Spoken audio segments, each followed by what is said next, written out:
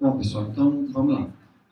Como eu disse a vocês durante a discussão, eu comecei a aula pensando em fazer uma coisa sobre raquianestesia total. Vi que não tinha muito o que se discutir, exceto o que foi falado durante os comentários da mesa, né, que é tratamento de suporte. E eu comecei a pesquisar sobre raquianestesia em pediatria, certo? E aí, acho que ficou bem legal, a gente vai chegar no conceito de algumas coisas. Quando eu comecei a pesquisar sobre raquianestesia total em pediatria, acho que os dois principais artigos que eu achei foi esse de 89 e esse de 90, bem antigos, né? E eu vou só citar eles para a gente começar a entender como é que funciona a raquianestesia em pediatria, para no final a gente fechar o raciocínio. Bom, idade era um recém-nascido prematuro com 50 semanas de idade pós-conceptual, peso 5 quilos, bloqueio L4, L5, com tetracaína, só lembrar que foi feito de 0,3 mg por quilo, quando a dose normal, que esse autocita, é de até 0,65, então uma dose baixa, né? O bloqueio ficou alto, associado a alterações respiratórias, que teve que levar à ventilação mecânica e intubação orotraqueal. A única intercorrência relatada pelo autor, no caso, foi a elevação das pernas e nádegas logo após o bloqueio para colocar a placa do bisturi.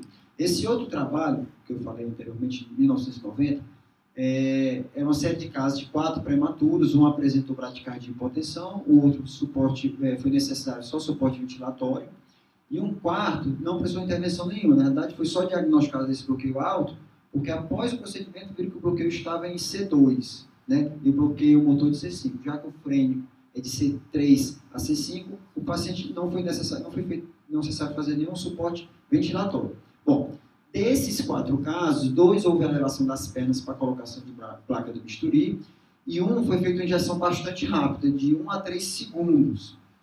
A dose não foi muito alta, como eu falei anteriormente, a dose recomendada varia, no outro trabalho falava de 0,75, mas nesse trabalho já cita de 0,2 a 1,3, e a dose de todos esses 4 casos foi de 0,5 a 0,6, e o tempo de injeção variou até 15 segundos. Então, são relatos, né, não são trabalhos nem observacionais, são só séries de casos que viram que existia um risco de bloqueio alto, e que todas essas crianças saíram bem, obviamente, com tomadas as medidas adequadas de suporte ventilatório e ou hemodinâmico. Esse trabalho de 90 eu achei bem interessante, porque já em 1990, esse autor já dava uma noção de como funcionava a questão da raquianestesia em pediatria, né? Ele fala um pouco do histórico, fala que no começo do século XX, lá em 1800 e tanto, 1900 e pouco, era um uso comum em pediatria. Com a evolução da anestesia geral, inalatória, a raquianestesia ficou um pouco de lado, já que antigamente não tinha agulhas descartáveis, eram lavadas com sabão e tinha um risco de lesão nervosa. E passou-se a usar muita anestesia geral para cirurgia em pediatria. Já no final da década do século XX, voltou-se a ter um interesse pela raquianestesia em pediatria. Por quê? Bom, foi também discutido. O Tiago falou muito bem, acho que o Tiago e o Anderson falaram muito bem, né? Porque existe aquela questão da repercussão no desenvolvimento neuropsicomotor dos pacientes pediátricos, principalmente prematuros e no primeiro ano de desenvolvimento neuropsicomotor. Além disso, a raquianestesia leva a uma diminuição do risco de apneia em ex-prematuros, certo? Vocês sabem muito bem qual é a população que tem maior risco de apneia, né? Menor que 60 semanas de idade pós-conceptual, os pacientes que tiveram história de apneia prévia e aqueles pacientes anêmicos. Bom, além disso, como eu já falei anteriormente, a questão do anestésios gerais e o desenvolvimento cerebral desses pacientes, principalmente nos primeiros anos de vida. A ausência de complicações graves, todas essas complicações citadas durante a discussão e até nesses 2 trabalhos mais antigos, são complicações potencialmente graves e facilmente resolvidas desde que tomado conduta imediatamente. Estabilidade hemodinâmica, a gente falou da raquianestesia em crianças devido ao desenvolvimento do sistema nervoso autônomo. Eles não fazem tanta hipotensão, né? E o grande problema da raquianestesia em criança é que existem poucos estudos prospectivos em larga escala. Então, a dificuldade que vocês tiveram, e que eu também tive na hora de estudar e procurar coisas sobre esse caso, foi justamente uma falta de dados científicos. Se você for ler as revisões, é engraçado, você começa a ler as revisões, eles vão citando os mesmos trabalhos, é quase uma cópia da outra, certo? Os mesmos trabalhos, as mesmas coisas. Então, você começa a ler na terceira revisão, você está lendo a mesma coisa. Se repetem muito, certo? Por quê? Porque não tem muitos trabalhos. Bom, esse talvez foi o trabalho mais novo, de 2015, do Current Opinion, e fala as mesmas coisas, né? Em relação aos efeitos neurocognitivos da anestesia geral, né? Esses efeitos são dose dependentes, então mesmo que você decida fazer anestesia geral, se você puder associar algum bloqueio no intuito de diminuir a dose do anestésico, também se faz útil. A estabilidade cardiorrespiratória, aqui lembrar da respiratória, a função gastrointestinal, esses pacientes voltam mais rápido devido à simpatectomia, que é feito pelo bloqueio de neuroeixo. A redução de opioides também leva a uma recuperação do peristaltismo mais rápido, e além da recuperação ser mais rápida de uma forma geral. O paciente fez a raquianestesia, fez a cirurgia, normalmente ele já vai passar a recuperação, em menos de uma hora ele já está indo para o leito da enfermaria. Bom, como eu disse antes, existem poucos estudos em larga escala, né? Então, quais seriam as indicações da raquianestesia? Bom, evitar anestesia geral, como eu falei anteriormente, infecções de vias aéreas superiores, né? Às vezes os pacientes vocês sabem que até 2 semanas depois infecção de vias aéreas superiores, o risco de um laringoespasmo é maior. Coloquei que viária difícil. Eu, particularmente, não concordo com indicação de raquianestesia porque o paciente tem viária difícil. Eu acho que você tem que avaliar caso a caso, porque muitas vezes, se você tiver um risco de intubar um paciente de urgência, vai ser muito mais difícil. Se for uma cirurgia pequena, rápida, que você garanta que vai ficar bom, beleza. Agora, indicar isso como indicação de raquianestesia, de uma forma geral, não acho muito adequado. Bom, estômago cheio, também questiono, certo? Além disso, doenças pulmonares, doenças neuromusculares, muitas vezes a gente pega esses pacientes com algumas distrofias, e a gente, na ânsia de, eu vou fazer o bloqueio, pode ser que piore o quadro ventilatório do paciente. O indicado nas doenças neuromusculares, de uma forma geral, são bloqueios, certo? Risco de apneia e náusea vão dispor operatórios, anestesia ambulatorial é muito bem encaixada, e a gente vai discutir isso, que é a questão do bloqueio em crianças passar mais rápido. Em crianças neonatos, o tempo de recuperação de bloqueio chega a ser 5 vezes mais rápido que o adulto. Então, se encaixa muito bem em anestesia ambulatorial, além do que foi falado, o custo ser mais baixo. Bom, então eu vou voltar para aquele autor da década de 90 para a gente começar a discussão. Certo? Bom, quais são os fatores, então, que podem levar a alterações no meu bloqueio na raquianestesia? Baricidade do anestésico, se é hiperbárico ou isobárico. Alguns autores falam que pela isobárica ficar concentrado no local da injeção, certo? Você tem uma menor chance de dispersão rostral cefálica do anestésico. Questionável se é mais seguro. Também não existem trabalhos comprovando isso. Outro autor pergunta se é relevante a questão da baricidade em crianças, certo? Ademais, a posição, foi muito bem discutido isso durante a cirurgia, né, durante a discussão, durante a sessão, no sentido de tentar evitar movimentos bruscos. Talvez tenha sido essa a causa do bloqueio alto. Não sabemos, né? Autores que falam até que é para fazer de rotina, mesmo em prematuros, mesmo com a dificuldade de colocar um prematurozinho sentado, certo? Fala que a ideia é fazer sentado para não ter a dispersão cefálica. Ele até sugere que o ideal é você botar uns lençóis abaixo da nádega do paciente para que a angulação da agulha não bata na maca. Uma dica para quem for fazer sentado. Eles questionam se a dose total do anestésico é para ser por quilo ou por altura do paciente, né? Além disso, ele levanta a questão do volume do líquido cefalorraquidiano, né? O líquido cefalorraquidiano em crianças, até o primeiro ano de vida, é de 4 ml por quilo, sendo que 50% desse volume do líquido cefalorraquidiano fica no canal medular. Por isso que alguns autores defendem doses bem maiores em crianças, porque você vai ter maior dificuldade de dispersão. Você vai ter que usar uma dose maior, já que vai ser mais diluído, já que tem mais líquor no canal medular. Nos adultos, a quantidade de líquor é apenas de 2 ml por quilo e apenas 25% fica no canal medular. Outros autores sugerem que um jejum prolongado, com consequente redução da produção lipórica, levaria a uma dispersão maior. E por último, não menos importante, a velocidade da injeção. Existem autores, a gente vai ver mais para frente, que fala que a injeção tem que ser feita até em 20 segundos, mais de 20 segundos. Certo? Vocês vão ver que tem vários fatores, todos eles geram dentro de suspeitas, né? Bom, contraindicações da raquianestesia. São as contraindicações gerais que eu não vou parar aqui.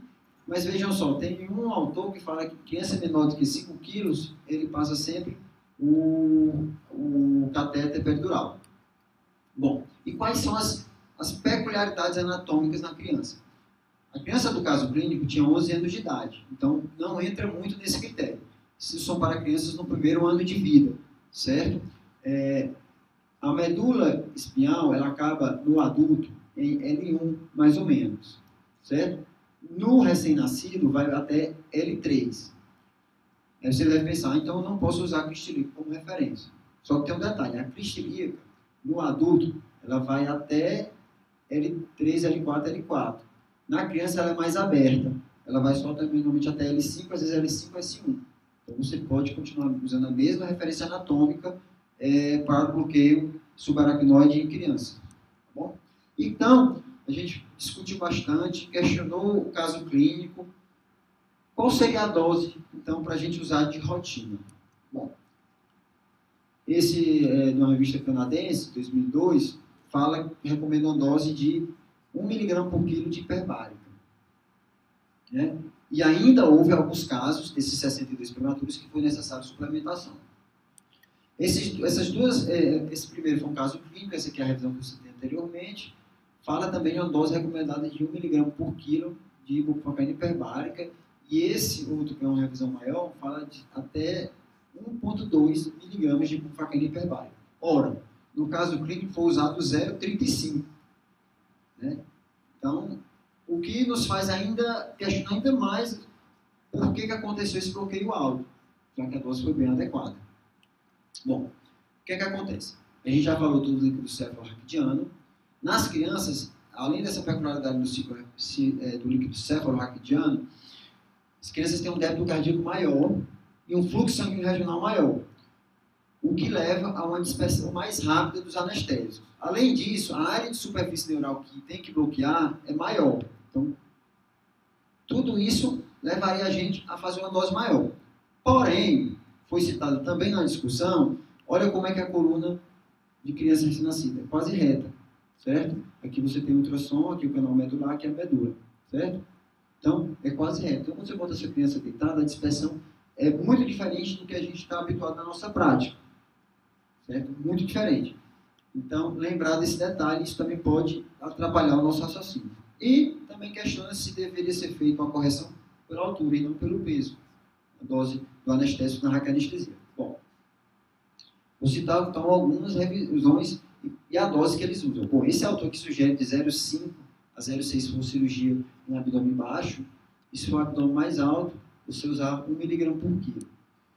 Esse aqui, na verdade, é uma auditoria prospectiva e faz o seguinte planejamento anestésico. Né? Menores que 5 quilos, ele já usou de 0,5 mg por quilo, de 5 a 10 quilos usou 0,4, e maior que 5 quilos, 0,3. Obteve uma média de bloqueio em T6, certo? E é extremamente factível de fazer cirurgia com esses bloqueios. Né? Então, você vê que já doses menores, já corroborando com o que foi feito no caso. Ele traz, esse trabalho que citou aquela dose até 1,2, ele já traz uma dosagem um pouco diferente, mas proporcional a esse anterior. Né? Até 5 quilos, 0,3 a 1. Você vê que o grande problema é na criança neonata, né? No neonato. Por quê? O range, a variação de dose é muito alta. Né? De 0,3 a 1. Né? 3 vezes mais, né? Do que a dose mínima. Já de 6 a 10 e maior do que 11 quilos, as doses já são bem parecidas, que variam de 0,3 a 0,5. Já facilita muito mais a nossa vida.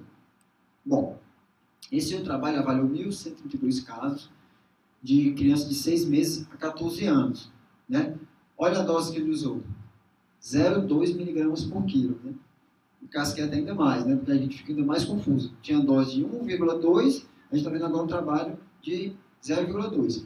Porém, nesse trabalho, ele teve que suplementar em 12 crianças, ou suplementação com algum tipo de sedação, ou aprofundamento, ou mesmo anestesia geral, certo? Apesar de ser um número que gira em torno de 1%, né, mas é um número que não é tão baixo. Então, algumas considerações uma vez. A duração do bloqueio. A gente vai falar um pouquinho dessa questão de dose de novo. A duração do bloqueio. A regressão na criança chega a ser 5 vezes mais rápida no adulto. E esse autor sugere que sejam feitos somente para cirurgias no máximo de 1 hora. O bloqueio dura em média 90 minutos. Certo? Então, no máximo de 1 hora. A gente está chegando em alguma conclusão. Bom, além disso, esse autor cita também que, visto que tem esse limite de tempo para anestesia em criança, você poderia fazer uso mão de adjuvantes. Ora, a gente não chegou nem no consenso de dose de anestésico. Né? Você passar a usar adjuvantes, eu acho que precisa de mais estudos, mas aí seguem as doses sugeridas por essa revisão da Espanha. Né? Com dinamo micrograma por quilo, né? Segundo o autor, dobra o tempo de bloqueio. Lembrar que para a criança bloqueio motor prolongado pode não ser bom, devido à agitação, fentanil de 1 micrograma por quilo, morfina nessas doses de 4 a 5, desculpa, micrograma por quilo, está errado. Bom, então, a gente sabe que tem doses de 0,2 a 1,2. Né? Qual seria, então, a técnica adequada que eu consegui fazer um resumo, pegando todos esses trabalhos? Bom, coisas bem simples. Introduzir a agulha 1 milímetro após o refluxo de líquido. Então, não ficar satisfeito apenas com o refluxo de líquido, progredir um pouco mais a agulha, confirmar o refluxo de líquido com a rotação de 90 graus, para ver se não está em nenhuma loja, certo? Não aspirar. É falado que a barbotagem é um fator de risco para um bloqueio alto. Injeção lenta. Quando a gente fala em injeção lenta, é lenta mesmo, né? 20 segundos é bem lento. Então, o ideal é que se use uma seringa de 1 mililitro, tá bom? Para evitar a dispersão cefálica. O refluxo, a questão de depois de terminar a injeção, se deve esperar ou não o refluxo de líquido é questionável. O que o autor fala é que você deve recolocar o mandril, esperar um pouco para que o anestésico se deposite um pouco e tirar a agulha depois, certo? Cefaloaclive em doses maiores de 1 mg por quilo. Então, pronto, a gente já falou aqui que dose vai de 0,2 a 1,2. O raciocínio da dose tem que ser baseado na cirurgia e no seu comportamento. Você vai fazer um prematuro, você julga que tem aquele volume de ciclo líquido cefalocardiano mais alto. Você quer fazer uma dose maior, então, você vai ter um cuidado muito redobrado em relação ao posicionamento do paciente, a movimentação brusca e uma monitorização muito mais de perto, né? Além disso, lembrar de não elevar pernas, como foi citado nos casos clínicos, e esse autor, como eu falei anteriormente, sugere até fazer em prematuros, fazendo a posição sentada. Bom, outro questionamento em pediatria é se deve fazer com o paciente acordado ou anestesiado. Ainda não existe um consenso, mas é fato que uma criança não cooperativa, o risco de uma lesão acaba sendo maior do que o risco de você ter uma lesão num paciente sedado. Então, apesar de houver essa controvérsia, por exemplo, esse autor que fala que com catéter, não fala aqui de hack não, em 4.298 adultos feito peridural com catéter, não houve nenhum caso de lesão nervosa em pacientes anestesiados ou sedados, certo? Então, a prática de criança é defendida sim por autores mais renomados. Bom, e o bloqueio alvo, que foi provavelmente o que aconteceu nesse caso. Acabamos de descobrir que o paciente foi colocado no decúbito dorsal bruscamente. Talvez tenha sido essa a vantagem. Não foi feito barbotagem, né? Que seria um outro fator de risco. Então, basicamente, o que a gente consegue colher da literatura é a relação dose e esse tipo de posicionamento do paciente. Se você for escolher doses maiores, tenha muito mais cuidado com o posicionamento e com a monitorização da ventilação e cardioscopia do paciente. Além disso, lembra que em crianças, principalmente, o bloqueio dos intercostais por bloqueio alto pode levar a um movimento paradoxal. No momento da pressão negativa, as costelas descem e faz um movimento paradoxal de cruzeiro, fazendo uma ventilação ineficaz. Então, isso faz depois hipoxemia, faz bradicardia e pode levar a apneia, certo? A incidência de bloqueio alto chega a ser, em alguns casos, de 25%. Certo? Então, bloqueio em pediatria é possível, é seguro, mas exige um nível de atenção redobrado. Bom, esse outro trabalho que ele fala dos 62 prematuros, ele cita dois casos de apneia em 55, 2 casos de hipoxemia em 55, não sei se dá para ver daí, um caso de bradicardia em prematuros, né, no intraoperatório. Nenhum desses pacientes teve alguma repercussão ou alguma complicação a médio e longo prazo, porque foram tomadas medidas adequadas. No caso da apneia, Trendelenburg reverso e ventilação sob máscara, né? Hipoxemia, ventilação sob máscara e até a recuperação espontânea. No caso da bradicardia, atropina, ou seja, é só cuidado que a gente está acostumado e que em criança tem que ser redobrado. Bom, cefaleia pós-raquianestesia em crianças vai de 8% a 25%, né? Igual para todas as idades, e o tampão pode ser feito com 0,2 a 3 ml por quilo, tampão sanguíneo.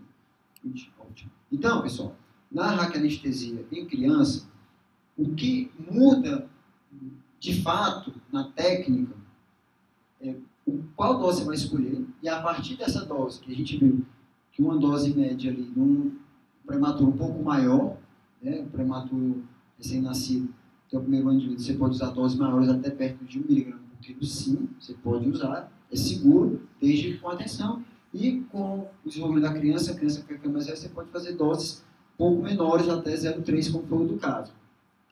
Complicações potencialmente graves, mas de fácil manuseio, né? E só lembrar em relação ao pós-operatório.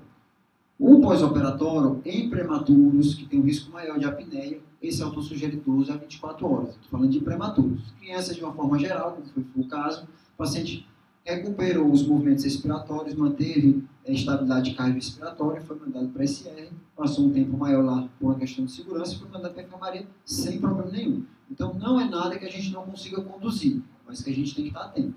Certo? Obrigado.